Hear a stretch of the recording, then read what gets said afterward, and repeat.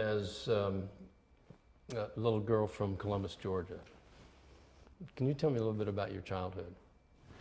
Well, I am from Columbus, Georgia. I had just one sister, and she was 7 years older than myself, so I was kind of like an only child for a while there. And of course, met Wayne there. He's grew up in Columbus, Georgia as well. And the more interesting thing about my living in Columbus, Georgia, and being from there, is that I knew his mother first.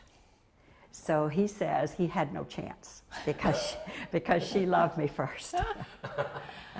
So, but yeah, you know, we both grew up in, average middle America. My dad worked very hard and I think instilled in me especially a work ethic that I think I carry on yet today.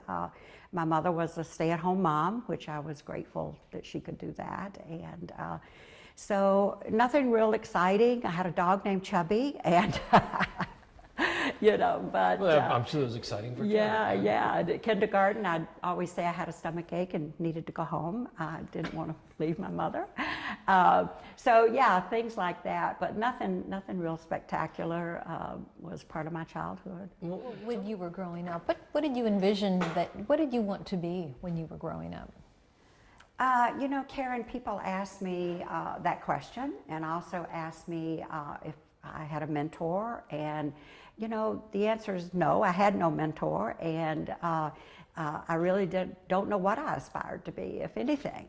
I just was a child that was riding bicycles and skating and doing backflips and those kind of things, just as most children do. And of course, being married at 18, right out of high school, that didn't give a whole lot of time to think about what I wanted to be. I wanted to be Wayne's wife, and he wanted to be my husband. So we were, teenage bride, and he just turned 20. So, and then I worked actually for 7 years. Our son was not born until 7 years after we were married, and I worked, and oftentimes he says that I made more money than he did. And of course, to put that in perspective, we just aspired to make $10,000 a year. Think of that. This was 1955. And have a $35,000 house. Now, unbeknownst to us, it's the saying that you should not have a house more than 3 times your salary. We're right in there, right? So, just strictly by accident, I'm sure. But yeah, so we certainly haven't forgotten our roots, and will never. And I think that's kind of the problem that a lot of people go through, and it causes problems for themselves and others when they really forget from whence they came, and then they're not the same kind of people they would be if they could remember where they came from and how it was. Your name is Sybil Delores? Sybil Delores, yes. I never liked the name. I don't like my name anyway, but most people don't. But Sybil, I hated. I don't know where it came from. Okay. I don't know. Yeah, like you say, a lot of us don't like I think Delores came from Dolores Del Rio, though, because I think my dad thought she was pretty interesting. So. Okay. Yeah. And you were always called Delores. I was always called Delores, yeah. So they chose the right name for me. Can I stop? We're talking about remembering your roots and remembering how important it is to remember your roots. How has that kept you grounded? How does that serve you today, remembering your roots? Well, I think just not forgetting where I came from and how hard my father worked, for us to have what we did have, and it was always that we didn't have everything.